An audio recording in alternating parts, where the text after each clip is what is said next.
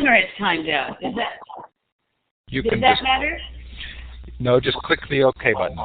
Thank you. Hi, everybody. This is Steve Hargadon, and welcome to the Future of Education. It is Tuesday, May 25th, 2010. Our special guest is Cathy Davidson. Welcome, Cathy. Thank you. I'm happy to be here, Steve. You're going to see this slide again, but I put up both versions of the book because it created complete confusion for me late at night one night. It's made confusion for everyone, I'm afraid, including for the authors. Very funny. Well, we're sure glad to have you here. So, Future of Education is sponsored by Illuminate, my employer, and the project I work on is called Learn Central. Cathy, I'm going to turn your mic off just for a second because I'm getting echo. But it is, we are sponsored by Learn Central as part of Illuminate, and that's the project I work on. It is a free social network for educators, and we encourage you to come and play around. It does have Illuminate baked in. Coming up on Future of Education, June 17th, Nancy White's going to talk about networks and communities. You'll notice we're taking a little bit of a break. July 6th, Heidi Hayes-Jacobs on Curriculum 21. July 8th, Ted Koldery on Teachers as Partners. July 14th, this is new, Niru Khosla on the CK12 organization, the Open Books Project. And then lots more fun. Peggy Sheehy, Charles Fidel again on neuroscience of learning. David Wood. This is not a normal guest, but this guy's written a book called Get Paid for Who You Are. And I'm fascinated just by this whole concept of individual branding and what will happen to students and how they will brand themselves. You can see Carol Dweck on August 19th, Kathleen Cushman on Fires in the Mind. Lots more fun stuff coming up, including Jim Burke, who rescheduled for October 26th. So if you were looking forward to Jim Burke, that's rescheduled to October 26th. If you've missed the show, please do know that the recordings are up at futureofeducation.com. Our MP3 server's been down for about a week, and hopefully it will be up tomorrow. So if you've been looking for the podcast feed or the MP3 files, they should be back quickly. The full Illuminate files are still linked there from the Learn Central links. Saturday, June 26th is EduBloggerCon. If you're going to ISTE and you're willing to come a day or two early, please do consider coming to our all-day unconference for those who are interested in social media and education. It is free. ISTE supports us by giving us free Wi-Fi in the space. It is held in the Colorado Convention Center, so a lot of fun every year at EduBloggerCon on June 26th. This year, for the first time, Open Source Con. Same concept, same building, same wireless, but a group of people interested in open source software. You are allowed to go between the two conferences. They are unconferences, so you can move around as much as you'd like. But that should be a lot of fun. We've had an open source pavilion at ISTE, or NECC ISTE, for the last 4 years, and we have a great audience of people who are interested in open source software, so I hope you'll come and participate in that if that's your interest. Again, Saturday, June 26th, for free. The Global Education Conference has been announced. This is November 15th to 19th. This is a virtual conference online, multiple time zones, multiple languages, multiple tracks. Should be a blast. Getting great support from all kinds of organizations. Hopefully this is going to be a momentous event. If this is your first time in Illuminate, this is a participative environment. We're sure glad to have you here, and we want you to participate. There are a couple of different ways to do so. At the bottom of your participant window, you'll see some emoticons, a clapping hand, a smiling face, confused look, or a thumbs down. The big one with the green up arrow is how you raise your hand to ask for the microphone. So when you want to actually take the microphone and ask Cathy a question, you raise that hand and we'll give you the mic. Please make sure your mic is configured before you do so. It's easy to do that. Just go up to Tools, Audio, and run the Audio Setup Wizard if you think that you might like to ask a question later. Or if you've been in the environment before and you know you're good, then we'll just give you the mic. I'm going to now give you a chance. Obviously, you can participate by putting notes in the chat. And do go up to View Layouts and switch yourself to the wide layout. You'll have a better experience in the wide layout than you are in the regular layout. And Durf just tweeted that I need to check the MP3 server. That MP3 server is down, and hopefully we'll be back up tomorrow. Okay, this is a map. To the left of the map, you should see a wand with a red star at the end. You can click on that wand, and then you can click on the map and let us know where you're listening from. And feel free to shout out in the chat as well. Very cold in Lima. North Carolina, Tampa, Florida, Adelaide. You know, I just love the worldwide nature of this technology. Well, I'm sure we'll talk about it tonight. Anyway, lots of fun people here. 57 people here, Cathy, to listen to you so far.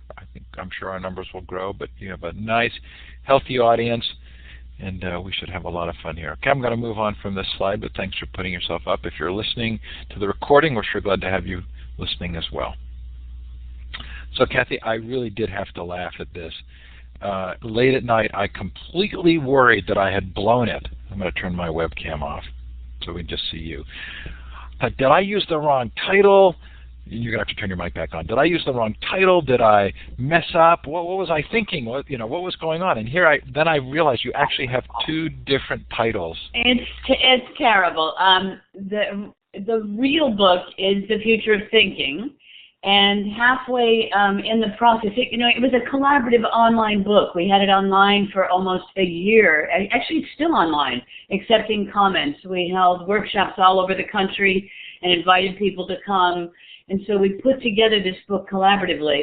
And halfway through, MacArthur said, could you give us a little report on what's going on? So we wrote the report, which was The Future of Learning Institutions in the Digital Age.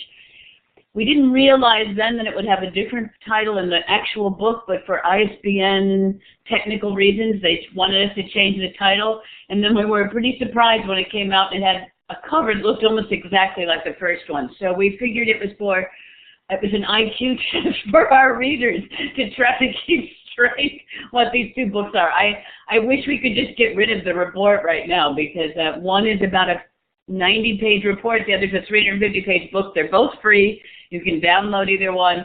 They're going to confuse bibliographers for centuries to come. Well, okay, so, and in short, The Future of Learning is the shorter one. If you want to download the 50 to 80-page one, that's The Future of Learning, and The Future of Thinking is the bigger one. It's a condensation. And here we are on The Future of Education. Our audience is going to be completely confused. I know. I'm sorry. It's, what can I say? It's old school publishing and all of its confusion. Let's just rename everything tonight The Future of Everything. I think The Future of Everything sounds exactly right. The Future of Everything. Okay, so why don't you tell us a little bit about yourself and kind of what's brought you to this project? Well, my path is that I've got many paths that brought me to the project. One, my actual field is as a historian of technology, and I wrote a book many years ago called Revolution in the Word, The Rise of the Novel in America. And the novel, at the time of the American Revolution, was basically the video game of the 18th century. The last great information age was at the time of the American Revolution, when mass printing is invented. It's steam-powered presses, machine-made paper, machine-made ink, and for the first time, poor people, working-class people could own books, not just a Bible, but novels, this new popular form. And so I was very interested in the relationship between technology, literacy, mass education, democracy, interactivity, and community. And so when the internet happened, I thought, I've seen this before, and was able to take my historian's eye and look at the future of education now in this new digital age. And I think it's given me a different way of listening to the comments about education and all of the kind of utopian or dystopian comments people make about what technology will lead to. Because Thomas Jefferson made many of those comments about the novel and mass printing at the time of the American Revolution. Yeah, you hear those stories of the novel being considered a very negative thing, that the factory girls were reading them. Is that in your material? Is that where we ultimately get that? That's exactly right. And what I did is I actually went back and found those copies of novels in the attics of historical societies and read what those factory girls were writing in the margins of the novels, and was able to give a real demography of the readers themselves to try to understand what they were doing. And in many ways, they were trying to talk back to the founding fathers, saying, we're not in the Constitution, but we exist. And I think in many ways, that's what the democratization of the internet is doing, too. It's allowing many of us to have a voice in this new educational form without necessarily having an authority figure telling us what we are or aren't allowed to say. So one of the things I love thinking about is change and how change takes place. And I think some of the reactions that we saw to social networking 3 to 5 years ago have undergone a little bit of a transformation. Would you agree in the same way?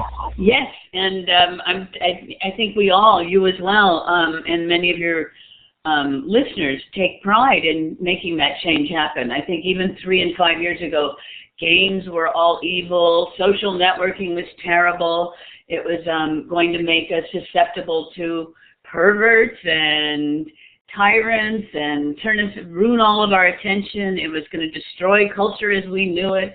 It was making us the dumbest generation, all of that blah, blah, blah, all of that kind of punditry, which again reminded me very much of what founding fathers were saying about the novel in the 18th century. And I think now people are looking more at many of the more positive aspects. And that's not to say there aren't negative aspects too, but we're also looking at the positive learning aspects of social networking. Seems like that's just kind of a natural human tendency. And it's probably wrapped up, I think, with what I believe is your kind of interest in stories, too, and sort of the stories we tell ourselves about what's going on. I think that's exactly right. I was thinking about this recently. This is an analogy. Lately, a lot of people have been saying that the last president kept us safe from terrorism after the horrible attack of 9/11. And of course, what happens is when you look backwards, you can say he kept us safe because it happened in that time period. There weren't subsequent successful terrorist operations. Whereas the future looks terrifying because we can't control it. And that analogy is just simply to mean that the past always looks like it's finite and finished and therefore controllable. The future always looks indefinite, and that's both hopeful and frightening. But we have to remember that no matter what happened, it's always that way. A friend once at a decision point in my life when I was deciding between jobs, a friend said to me, just remember 6 months from now, you're going to look back and say, wow, I didn't make the right decision, did I? I really should have tried the other job. And she said, and remember at that moment that whatever you decided, you would be saying that 6 months from now. And I think that's the clarity of hindsight and the fearfulness of looking ahead. And that's the nature of change. I'm fascinated by that example because I almost always say the exact opposite thing, which is in 6 months, so many things will have happened that you would never have happened if you didn't take that path. Think about how great it will be. Oh, it's true. I agree. I'm somebody who tends to be a change embracer, but I've found over time you and I may not be that may be typical. Many people are very fearful of change. Okay, so this we've got a lot of interesting ground to cover, and certainly, if I miss a question in the chat, please repost it or know that you can raise your hand when we get to the Q&A, and we'll try and get the Q&A early tonight. But one of the interesting things about this for me is that some of what's happening is so fundamentally different that it feels as though it's hard for those stories to catch up, and that there's a little bit of a sense of a crisis of meaning. It's the combination for me of changes in our beliefs about how education takes place and changes in our beliefs about how work should take place, and all sort of happening at the same time. Do you sense that we're in a little bit of a crisis moment? Yeah, actually my next book, which is coming out next year, is called Now You See It, The Science of Attention in the Classroom, at Work, and Everywhere Else. So we're completely on the same wavelength. I actually, again, this is a historian's perspective. Robert Darnton, the great historian, says there's only been really 4 major information ages in all human history. And he says the first one begins with the invention of writing in 4000 BC, Mesopotamia, the great cradle of civilization. The second one, he says, is the invention of movable type, and that happens in 10th century China and Renaissance Europe with Gutenberg. The third is the one I just mentioned at the end of the 18th century, the time of the American Revolution, with mass printing, which allows middle class and working class people to have access to print in a way never dreamed of before. The fourth one is now. That is momentous. If you think about all the ways that human interaction, human communication, the globalization of knowledge, all of those things have changed. We are in a really momentous time. I guess I think of it the other way around, that given how momentous everything is, it's astonishing that we're doing as well as we did. I like to say that we've had 100 years to separate work from leisure, to separate, to make hierarchies of work, to make the time clock, a punch card in the time clock where work begins and school begin at 8 in the morning and end at 4 or 5 at night. None of those are part of agrarian ways of life. We had to learn those behaviors, and we've only really had 20 years, with the internet and the World Wide Web, even less than that in a mass popular way, to learn new behaviors. And we haven't done it yet. We haven't come up with the protocols for the 21st century. We're still living by many of the protocols of the machine age, even though we've entered a new digital age. So I think it's Clay Shirky who describes that the period after the advent of the printing press was chaos. Has that been your historical perspective as well, or that there was chaos in institutions that had been dependent on certain ways of doing things? If you call the Protestant Reformation chaos, many people have noted, yes, that in fact print allowed one of the major religious institutions, revolutions of all time to happen. Actually, in the 18th century, with mass printing, there's revolution everywhere, all over Europe, not just in the U.S., but all over Europe, of course, in Haiti and the Caribbean. It's also a great time of revolution.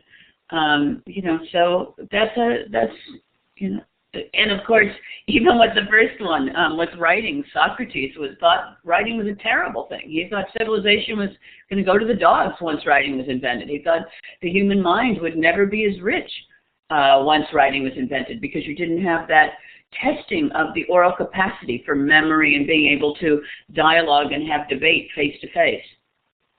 It does feel, though, in the last few years that the story is changing, and I really noticed this when I had John Taylor Gatto on as a guest, and I would have classified him 5 years ago as a pretty radical thinker that very few people paid attention to, and he fit in really, really well with Anya Kamenetz and other people and Seth Godin and other people who had been on the show. And I thought, well, so things have changed in the last few years. I think things are changing. The thing that has probably changed the least, and this is, really what we're talking about tonight, is education. Virtually, I've done a lot of research this year, and this is really for my new book, not for the two confusing ones that we were talking about, but for my new book, I've done a lot of research this year on the creation of the multiple choice test, for example. That's another thing that happens just about the same time as the Model T, and also designed for efficiency. And we now make that system that was literally designed to train children for the machine age. We now use that as the way we require in our national public education system the testing of kids for the digital age. That makes no sense at all. We have to change that, and I think we're on the verge of that. That I don't know any parent, I don't know any educator, I don't know any principal, any teacher who loves the end of grade tests that are required now. And I think partly it's because there's a mismatch between the kind of learning required in those tests and the kind of thinking that kids need today. So change is a really difficult topic. And you say several things in different places about change. One, I heard in a link you sent me today, the recording of that talk you gave, where you say, I think we should just take a year off. Right? Take a year off. But what's fascinating... And I mean everybody. I don't mean teachers. I mean every teacher, I came up with that in the middle of the talk, and afterwards I thought, that was a good idea. It's never going to happen. But I think everybody, every teacher, every student, every educator, maybe every parent needs to just take the year off, and I mean worldwide, and say, okay, we have this amazing new World Wide Web that we can connect to. What's the best way to think about learning for our kids who are learning Pokemon at age 5? The kids are already learning that, and then they get to first grade, and we have to teach them how to unlearn what they've already been learning. We radically need to change our educational system. So part of what I find so interesting about this is that in order for change to take place, I feel like there has to be this messy discussion that we have to be willing to go in saying, we don't know what the end result's going to be, here's what we're seeing, and dialogue with people who maybe previously haven't been in the conversation. And that's so interesting to me because it's saying, okay, that takes a willingness to actually kind of give into the vulnerability of being in an unknown and talking together and figuring it out together. Oh, I couldn't agree more. I don't know if you've followed. I did this crazy experiment this year with a blog called How to Crowdsource Grading that literally was picked up by AP. It went around the world. Some people liked it. Most people hated it. But I really thought it was important to try something controversial precisely to get that conversation going. I don't think the system I came up with was the answer, but unless you interrogate the question, unless you really sort of punch holes through an existing system, you're never going to actually have a breakthrough. You're never going to have change. You have to do something monumental, or at the very least something definitive that you can work against and have some pushback from. And controversy from. I like the messiness, even though sometimes it's not very pleasant that people calling you names and so forth. Well, when I heard you talk about that crowdsourcing grades in the lecture I listened to today, I immediately thought of some of the business practices that I've been thinking about from the 80s, the total quality movement. And what's kind of intriguing to me about this movement, this moment in education and the total quality movement was, in total quality, there seemed to be a recognition that the workers had to be participants in the creation of the processes. And that's a piece I keep thinking gets missing from our current discussion, is this need for teachers to actually be part of defining the solution. And I don't hear it as much as I'd like. I agree. I actually think that's why my fantasy is to have all teachers and all students and all parents take a year off and really think about this together. I think kids have to be involved in the conversation too. I mean, I think they're like the workers in some ways too. But I hate it. I mean, it's my pet peeve when I hear teachers condemned as the problem. Teachers are not the problem. I mean, that's not to say there aren't bad teachers and there aren't great teachers, but as a whole, as a group, teachers aren't the problem. It's that we have an educational system that often puts teachers in this role of being the sole people held responsible for the quality of education. And that's got to be wrong. We're all responsible for the quality of education. Well, it's like having all of the responsibility and none of the authority. Yes, and every like being other a middle manager. Right. Well, but in most companies, you actually have the ability to work together on projects in a defined goal that you establish. And that's what I heard when you talked about crowdsourcing. Was I heard echoes of this participative work environment that it seems to me it would be valuable to be thinking about in education. Well, I want you to kind of tell your story, which is the story of the reports. You're telling a story here, and what is it? The story is, several years ago, David Dale Goldberg, my co-author, and I, we were at a meeting at the Mellon Foundation of Directors of Humanities Institutes. I was, at the time, something called Vice Provost for Interdisciplinary Studies at Duke University, which is a fabulous job that one of my bosses described as breaking things and making things. It was a wild job. I was the first one to have that position, and I was kind of a R&D person. It would be an industry. But I had also created a humanities center at Duke on a new model of thinking of the humanities as that which makes us human. So it's fundamental to everything we do in the sciences, social sciences, all over. David and I were at a meeting at the Mellon Foundation of Directors of Humanities Institutes, and we went around the room, and absolutely everybody said, technology is terrible. We humanists have to fight technology. And David and I, who we'd only met once before at opposite ends of the room, said, no, if we have changed the ways humans communicate, this is the greatest time ever for the humanities. I mean, we've just gone through a fundamental change in everything humanists do, how we communicate, how we interact, what it means to think together, what it means to learn together, what it means to create community online. Those are huge, important questions. We need to embrace this, not run away from it. And we were so kind of revived wild for saying that we started this renegade organization, which has a kind of a god-awful name. Haystack is what we call it, but it's not Haystack. It's an acronym, HASTAC, which means, get ready, Humanities, Arts, Science, and Technology Advanced Collaboratory. Fortunately, everybody just says Haystack.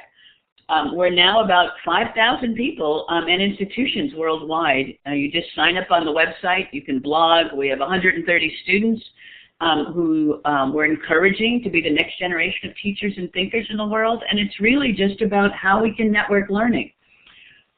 From that project, we then did the Future of Learning Institutions project, where we wrote a little bit about what Haystack stands for, but also talked about the ways the institutions we currently live in, with all of their limitations, can also be what we call mobilizing networks.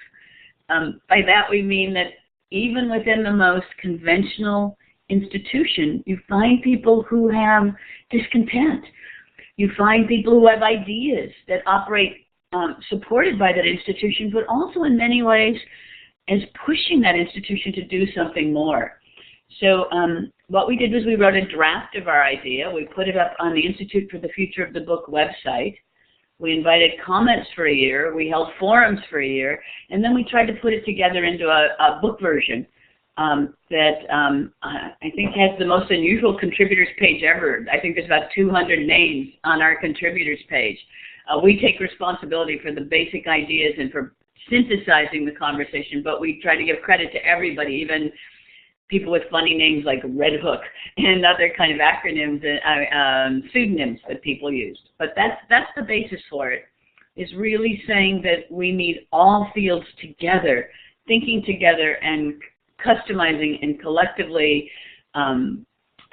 editing one another's ideas, crowdsourcing ideas in order to figure out the future of education. So you're protective, I think, of the institution, right? I mean, you quote John C. Brown and a concern about endism and maybe taking things to the extreme.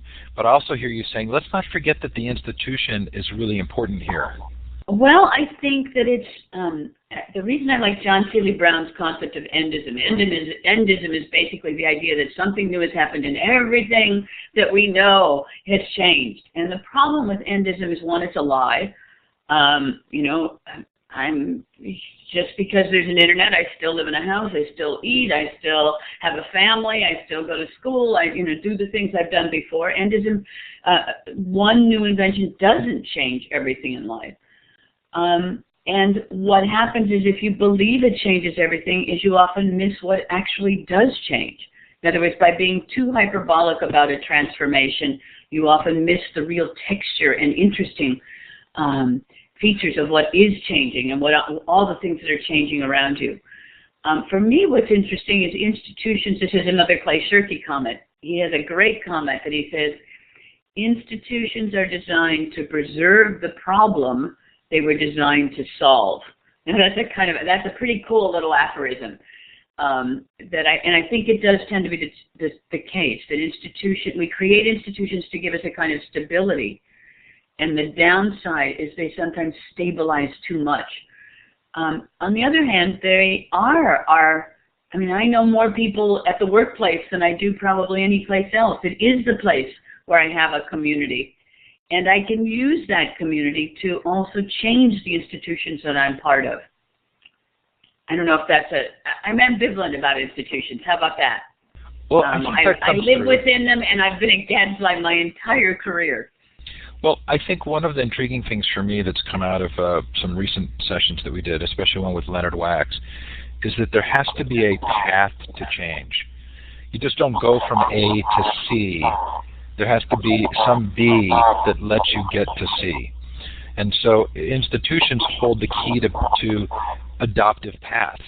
Change isn't going to happen overnight completely, and so you're going to have ways in which change will attract and appeal to a certain amount of people where they will actually implement. And I would see that as being a significant part of the value of institutions. I think that's right. Even so, for example, we created Haystack, which is about as non-institutional as it can be. You sign up to the website, you're a member of Haystack. As long as you follow the community rules, you can chart a path. And many people have come into the organization and really become leaders because they have the energy to become leaders, and we value that very, very much. At the same time, Duke University pays the light bill and they pay my salary, even though I don't really get relief time or anything else to do Haystack. They support me. If I'm doing Haystack, there's something else I'm not doing at Duke, and they like me doing it. So even though here I'm in this institution, I have Haystack, which I blog in practically every day, and often am critical of institutions. I mean, I think my most recent blog, my goodness, it criticized our HR policy at Duke. How do you criticize an institution more than criticizing HR policy? So it's both I am and I'm not an institutional citizen, and I think we all are in different ways. So that comes through loud and clear. At the same time, I'm going to read a quote from you that sort of fascinatingly sort of played the other side. Our learning institutions, for the most part, are acting as if the world has not suddenly, irrevocably, cataclysmically, epistemically changed, and changed precisely in the area of learning. We are not clear if this is so much an ostrich time for learning institutions, or, to use a different animal metaphor, a deer in the headlights time. Did I really say that? Actually, I actually believe that. It does dismay me. It really dismays me that we're training students, that our educational system now trains students for our past, not for their future. That, I think, is a tragedy. We're missing such an amazing opportunity. Worldwide, the U.S. educational system, the Anglo-American educational system, has had a tremendous impact, so that the standardized form of testing, defining what learning disabilities are, graded schools, and different kinds of segregation of who has knowledge and who doesn't have knowledge, who counts, who doesn't. The system of saying that implicitly that college preparation is the only way to advanced learning, when in fact there's lots of ways you can learn that don't involve going on to college as we know it. All of those things are missing a tremendous opportunity. And if we as educators can't figure out how to make radical changes, how can anybody else? It's one reason why, even though I'm a college professor and I've spent all of my career in higher education, I'm keenly interested in K-12 education now as well. It pains me to have a 5-year-old who plays Pokemon and is, in the course of playing Pokemon, is learning to do a little code, is learning that learning is fun, is reading at a 9-year-old's grade level as marked by our school system and tests, and then goes to first grade and has to basically unlearn all of those skills, including the skill of collaboration. Online, the kid is learning how to play well with others, and then they get to school, and individual achievement is the crowning glory.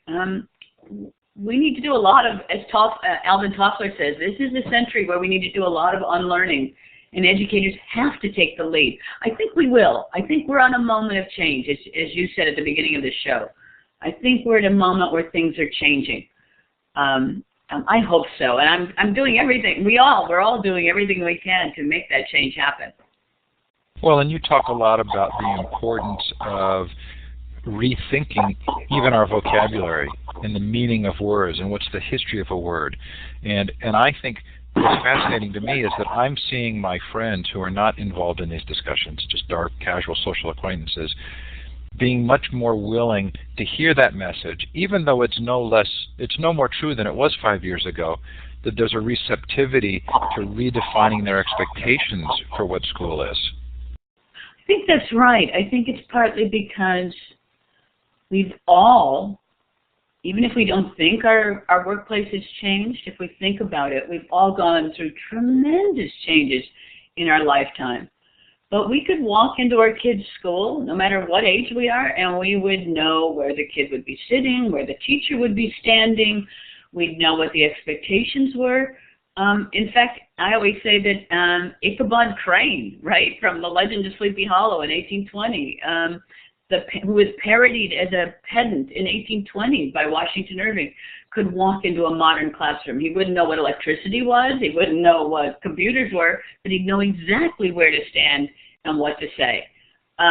Something is wrong with that, and I think people are sensing that something is vitally and desperately wrong.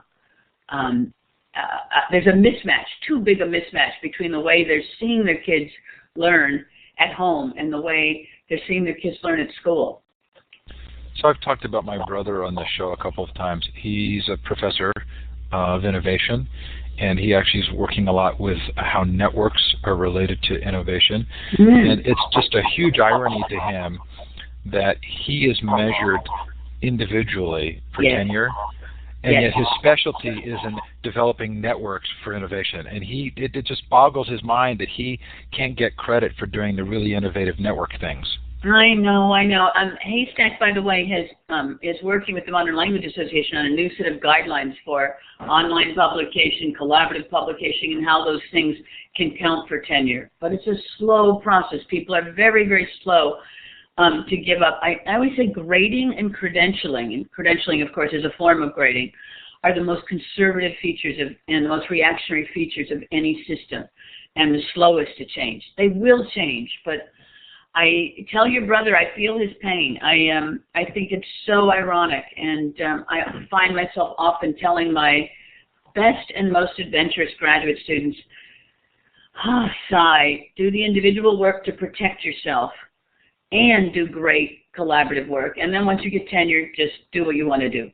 But that you have to protect yourself because you don't know who is going to be on the other end of the grading process. And when you don't have the power, you have to do things you don't want to do to protect yourself. But my goodness, I hope there are more and more of us who are in positions of power who are willing to make those changes. I certainly am, and I know a lot of my friends are, and a lot of people in Haystack are. And that's, again, one of the reasons we created Haystack. David and I are both ridiculously solidly credentialed in our own fields, and we thought it was important for people who have that kind of credibility within their own fields to say this change has to be respected and honored, and we have to make changes in our credentialing system. So my oldest daughter is just about to graduate from college, and I had a very scary thought the other day. It occurred to me that all of a sudden the person who has to be taught is now at a huge disadvantage. And it seems like that's an enormous paradigm shift. That the person who is able to actually go out and teach themselves now has unlimited opportunities. But the person who says, I have to take a class to learn this, is at an enormous disadvantage. Am I exaggerating that? I think you're probably 75% right. And by that I mean, I think there's certain kinds of learning that we still like to take from a teacher. An example I often give is I was in a very, very bad accident 7 years ago and really had to fight to keep, I just touched my poor arm, to keep my arm. And it was literally touch and go for a while. And I still am in physical therapy, a Pilates class taught by a genius former dancer who's also a physical therapist, and she sort of uses all different kinds of methods. I still go to her once a week because I cannot see what I can't do with my arm. She can see what I can't do and push those things so that I continue to have nerves and blood flow and things that keep my arm working in a way that to me seems normal. It isn't normal. It's probably only about 80% capacity, but I experience it 100% capacity. Only a professional who can see me can get me that last 20% of the way. I think that's true with lots of forms of learning. But that first 80%, that's all me. I'm the one that does the exercises. I'm the one that pushes.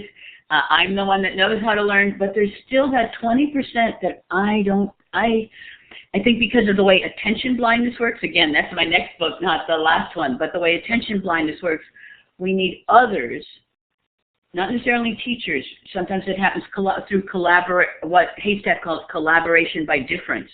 But you need eyes outside of yourself to train back on you to help you to learn. Does that make sense?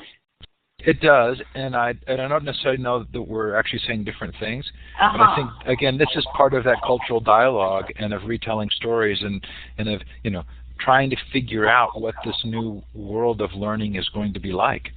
Okay, so we're going to shift to Q&A. Yes, wonderful. This is a great opportunity. If you would like to ask a question of Cathy, and you've put it in the chat, and I've missed it, please post it again. And we'll give you the chance. If you'd like to take the microphone, use the hand with the green up arrow. Let us know that you're interested in taking the mic, and we will let you actually ask your question out loud.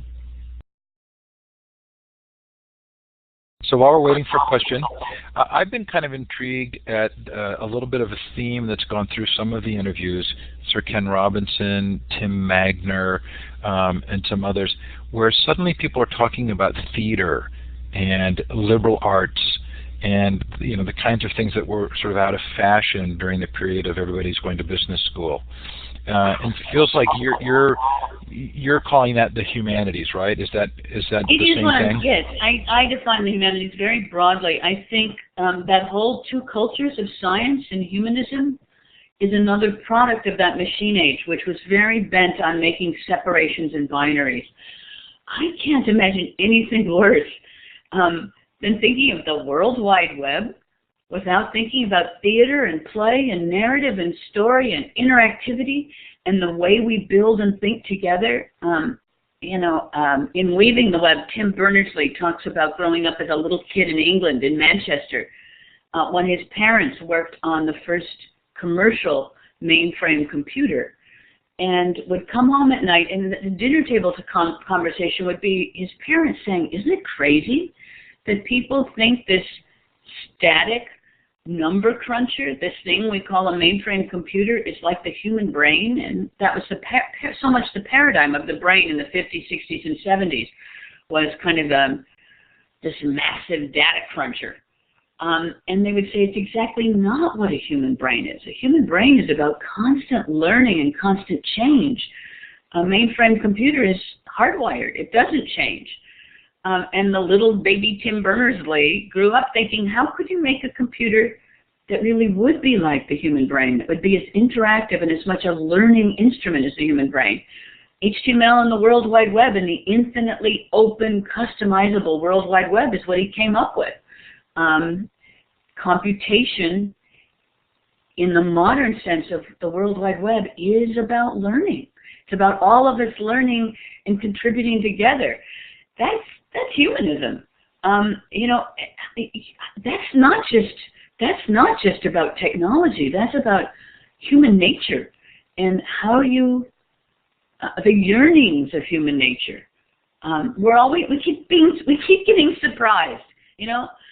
Two Harvard kids make Facebook, and everyone says, "Well, it's just about narcissism." No, it isn't. It's about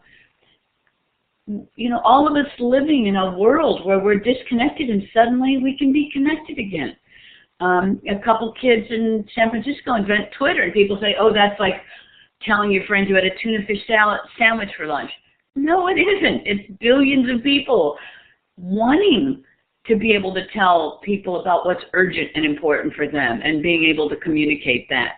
It's marvelous how the inventions of our era have allowed us to be in touch with a human nature so different from the human nature of the machine age.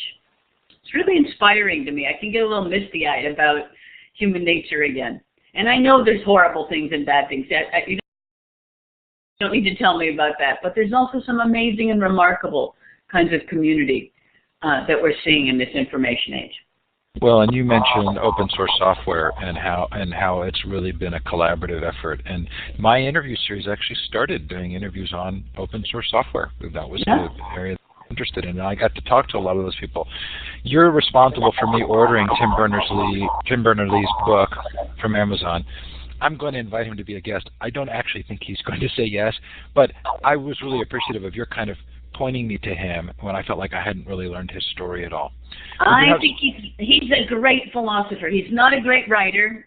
He's a great code writer. He's a kind of a shy man, but his thinking is very deep and profound. The thinking behind HTML is, it's too bad there's no category for a Nobel Prize, because if any human being deserves a Nobel Prize for changing the way we think in the world, it's certainly Tim Berners-Lee. Okay, so we've gotten some questions. Robin says, what advice do you have, Cathy, for me working with high school overburdened teachers in professional development workshops, helping them to see the possibilities with new media and tapping into the larger conversation? Oh, I have such sympathy for high school teachers, for all teachers. It's such an overburdened job, and I know so many who just are saying, no, don't tell me anything more. I can barely hang on to what I'm doing now. That's exactly why I think we all need a year-long sabbatical. I think the situation, the year-end testing especially, the way we micromanage teachers is horrific. In the new book I'm doing, I talk about the great inspiring teachers of the digital age. And one of the people I talk about is a teacher I knew in a one-room schoolhouse who taught during the 50s and 60s, long before the internet existed, but who had the freedom to really make creative interactions with students without either the helicopter parents or the end of grades or the kind of evaluation systems that teachers are subjected to now. So that's my utopic thing. In the short term, I think just finding other innovative, like-minded teachers and great principals to work for who are willing to support something a little risky. In the last year, I spent a lot of time talking to parents and teachers and principals, and I'm amazed how often a principal who has his teacher or her teacher's back makes a huge difference in the morale of the teachers themselves. But there are, it's hard. It's hard. Principals also have a lot on their shoulders. It's a hard time for teachers, and that to me is almost a bigger crisis than the dropout crisis. Is the teacher dropout crisis? The numbers are greater for teacher dropouts than for students. There has to be a revolution in what we expect from teachers and how we support teachers. There has to be. And putting teachers in the prison guard, middle manager position is a lose proposition. And that's not a good answer because I don't have a solution until we get rid of the system we have now. Here's a little bit of a follow-up question from Mark in Honolulu. Cathy, is it your vision that teachers will stop being content providers, specialists, and instead be facilitators for research, evaluators of what's on the net, given the need to differentiate between junk and what's valuable? Absolutely. I mean, in my future, that would be a great role for teachers. And that does not mean you give up you have to give up the specialization that inspired you to become a teacher in the first place, whether on a kindergarten level or the advanced level. I find that the more my students are doing their own self-guided or group peer-guided research, the more I'm needed as a specialist. I'm going to go back to that physical therapy example because I think it's a profound one. My physical therapist, when I'm taking my super-duper Pilates class, she doesn't tell me what to do. She guides me in doing it. She inspires me and pushes me to do more. That to me is a great role for a teacher in any situation. If she just said, do it, I wouldn't improve. I wouldn't learn. The fact that she pushes me to do it, that she counts on me and on my own willpower to do it, is crucial, and that to me is an inspiring role for a teacher in any situation.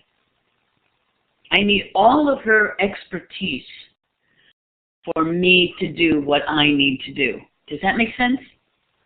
It's a collaboration. In other words, I'm collaborating with my teacher in that role as well. So Carol asks, I'm interested in your comments on disabilities.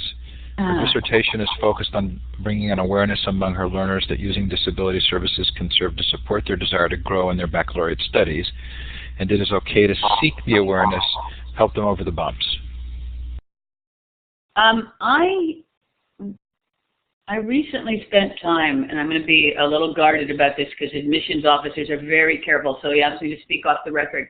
Recently talked to an admissions officer at a very, very, very fine university, not Duke, but another university, who said among their best students, and these are the top 1% of college-bound students, about 50% of them have either been tested for a disability, have taken medications to help them improve their test performance, have at one time or another been diagnosed with a disability, or who are convinced they have some disability. That's sick. I'm sorry. That's just, we're in a moment where the norm is defined so narrowly that any deviation from the norm is stigmatized as some kind of disability, or even more perversely, for many kids, they think that if they have a label of a disability, they'll get some kind of an advantage. They'll either get performance-enhancing drugs like Ritalin, that at this moment in time with very limited research on what it does, we think improves performance on a certain kind of test. We don't know what the long-term disabilities might be of that kind of testing or that kind of stigmatizing. There certainly are real disabilities. I happen in my own autobiography to have been 26 years old. I'd already had my PhD for 2 years. I was teaching at Michigan State. I walked into a friend's house. I saw her kid reading in this very peculiar way with a cover over her head, reading horizontally, and I said, hey, that's how I read. And my friend said, well, my kid has learning disabilities. I think she does. She's having a hard time in school. I'm going to take her to be tested. And I said, let me go along. And I found out at the ripe old age of just about, I was 26 going on 27, that I'm in the very, very highest level of dyslexics. I joke that it's the only test I ever got a perfect score on. I didn't grow up labeled dyslexic. I probably thought I was an idiot savant because I was one of those math people who could just figure out math but couldn't count or add. But I don't know what it would have been like to have been labeled as dyslexic my whole childhood. I was labeled obstinate, and being labeled obstinate has stood me in very good stead my whole life. I've been obstinate my whole life. But I think we're in one of those moments where we also have to really reevaluate what we count as learning disability. For example, we know with attention deficit disorder, even the most extreme forms, that there are things that kids enjoy, such as gaming, where somebody who tests at the most extreme level for ADHD can expend tremendous attention on games. Do they have ADHD, or do they have ADHD for the things ADHD tests, like school, like attention in school? I am not a very good gamer. Does that mean I have ADHD for game playing? Our standards are just, we need much more complex standards. We know 3 times that if you're an entrepreneur, you're 3 times as likely as the general population to be diagnosed with ADHD. Well, what does that mean? Does that mean you're ADHD, or does that mean that other people haven't been tested for having disabilities in entrepreneurship, in entrepreneurial ability? What is the disability for not being an entrepreneur? We don't have a label for that. What do labels do to us as educators and as recipients of those labels? So Jen asks, how do we persuade admin in large institutions like public universities to join the revolution? First of all, we have to stop punishing them for not being the most static, martialized proponents of the counter-revolution. If you're a failing school now, you get your money taken away. You have no incentive for being a revolutionary, because the kind of revolutionary learning we're talking about is not tested in the end of grades. In fact, one of the tragedies I've seen in schools is the most creative teachers I've met. March comes around and they know they have to put away all their creative tools and get their kids ready for those end of grade tests that come in April and May. Because if the kids fail those tests, they fail everything. The schools are punished, the teachers are punished, the students are punished. One principal I met at the end of March this year said, it's the end of March, it's the nightmare season. I said, what do you mean? He said, literally every kid in this school is having nightmares that they're going to fail the end of grades. And then he paused. He said, actually, every kid, every parent of the kids, every teacher is having nightmares. And then he paused again. He said, Cathy, I'm having nightmares. These are again, I hate to use this analogy, but it's almost as if these are the prison guards or the line manager that are having to enforce a system that they know is not real learning. Until we change the system and the penalties, there's no way they can afford. They would be irresponsible to be revolutionaries when their revolutionariness means their schools are going to suffer. It's tragic. That's tragic. So that would be sort of the argument that we need to find these pathways to adoption, that you're going to have to find places like in K-12 where online learning has certain needs, and then builds a school where they house the online learning students so that the child care is taken care of as well as the education. And you can see sort of short little steps that get you different places. Yes, and I think, one thing, Diane Ravitch has been very critical of the charter school movement, and some of the charter schools are abominable. But some of them are shining examples, and we need those shining examples. We really need success stories. Some of them are shining examples to all of us, including to the, Arnie Duncan and the Secretary of Education, that really radical revolutionary teaching and learning is what we need right now. My favorite example is a school that I was, in a very modest way, involved with as part of the MacArthur Foundation's Digital Media and Learning Initiative. It's a school called Quest to Learn in New York City. It's a public charter school that is entirely based on game principles, on game mechanics. A quite high percentage of the students, in fact, have tested with learning disabilities. They're doing brilliantly now. But everything in the school is based on game mechanics. So you're inventing a game, you're inventing a quest, read Homer. It's only sixth graders this year. Next year it's going to be open from sixth grade to high school, to sixth grade to 12th grade. But these are sixth graders reading Homer because you have to learn what a quest is. What better place to read a quest than Homer? They're learning code, they're learning physics, they're learning calculus, all through game principles and game modification, where you get immediate feedback and an assessment that goes right to your learning. You master something, you get to go to the next level. The reward isn't time out from learning. The reward is learning harder. The reward is being challenged even more. I think things like that are wonderful beacons to all of us, and they give us all examples that we can use with parents, with school boards, with principals to make our lives more exciting and to inspire our most creative teaching. So I get to be poetic here. So Cathy, tonight you've been our beacon. I want to thank you for coming on. I think what you've done is really helpful, and you're being a great part of this cultural dialogue, and you are a voice that's needed and valuable, and we really appreciate it. So I'm clapping. I see some of the people are going to clap there. I'm clapping for you. Thank you, and back at you. I'm not sure I can clap and talk at the same time, but I'm clapping to you and to all of your listeners and participants. Thank you so much. Yes, really terrific to have you as a part of the show, and want to recommend that people read either of the reports. Thanks again to Learn Central, to Illuminate, and to C. Bloom and Associates, who provide me with the book budget that allowed me to buy the Tim Berners-Lee book. Coming up June 17th, Nancy White is our next show.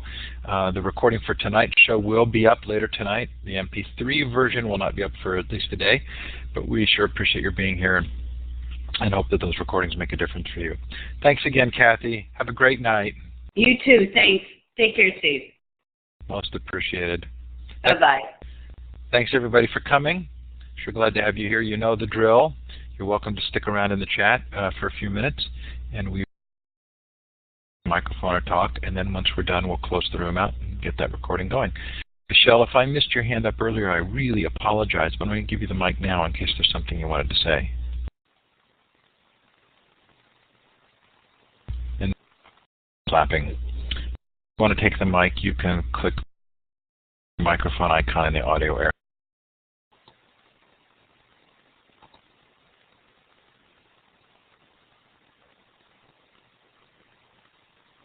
Well, I sure enjoyed that quite a bit. Oh, I meant to put up the link for the video that I watched today with Cathy speaking. Put that up somewhere so people can tonight. Steve, can you still hear me? I can still hear you. So are we still live? We're still live. Excellent. I'm not quite sure I understand how the applause works and on this. I'm looking at icons now. I just wondered if people felt because I'm a perpetual learner. I'm always trying to figure out how to do better, so I'm happy for feedback. So, Cathy, I'm going to try and find that link that you sent today. If you have it handy, you could paste it into the chat, and then it will be as a part. Let me see if I can do it.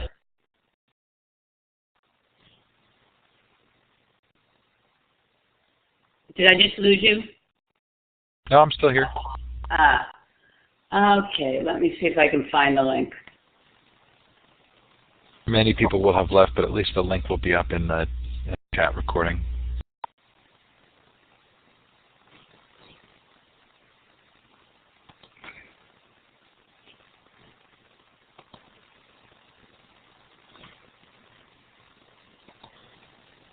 So we didn't get to talk about it, Cathy, but there are several phrases that you use that I just have written down and loved, like cloned knowledge and iterative learning, coalescing of meaning and method. You do turn a phrase well. Thank you. So now I've got the link and I'm going to paste it. And where am I pasting it? Did I lose you? Sorry, my mic was off. In the chat area. In the chat area, of course. There you go. So there's the link. Okay, so that's the link of you. It's pretty recent, right? It was in Sweden, I think, last week. This will tell you about technology. I got the link. I put it up. I used a program that I have that pulls down the video, converted it to audio, all in the background, and then put it on my phone and listened to it while I was driving in the car today. Oh, that's fantastic. That's fantastic. That's really a talk from my new book as much as it is from my the other ones. Well, it's wonderful. It's actually really, really wonderful. Oh, I'm glad. I'm glad. I'm trying to put together a lot of things. And, you know, the Weaving the Web book by Tim Berners-Lee is, he wrote it with somebody. It's not always poetic, but it's so interesting. I think we've gone very quickly over how profound the World Wide Web is as opposed to the Internet. The Internet's also profound. But what the World Wide Web allowed and that we've been given this incredible tool just feels like we have to really embrace it in a different way. So I hope you enjoyed the book. It'd be great if you came on the show. I will. You're getting questions. I don't know if you want to stay, if you have the time, because if you don't, I want you to feel free to go. But you are actually getting some questions. Answer questions. I'm very happy to answer questions. So you see the one from John there. I know that we're officially finished, but I want to pose this question since some of us are. Those of us here are arguably proponents of high tech and ed. However, how do we navigate through the myriad obstacles of high-stakes testing accountability when there are so many teachers with work that are not in favor of technology in elementary education, and the collective voice is louder than the individual? I think it's very hard, and again, that's why things like Quest to Learn are important. It's why the new book I've written, it'll come out next year. It's not a academic book. It's coming out from Viking Press, and in fact, it's going to be the first really next generation book. Viking sealed the deal with Apple, and it's going to be an iPad next generation book that's going to have different forms of testing in it, and some game mechanics in it, and retinal identification, and all kinds of really clever things. But I think that'll get it a lot of attention. But I really highlight a lot of shining examples because I think we need powerful stories to go to our administrators and to parents. I actually think the biggest weapon we have is parents who, one, are fearful that if their kids don't do well on tests, they aren't going to go to college. And so they're terrified of that because everybody's seeing the figures on the difference in income between those who have college and those who don't have college. Everyone's seen the unemployment figures for people who don't have college degrees.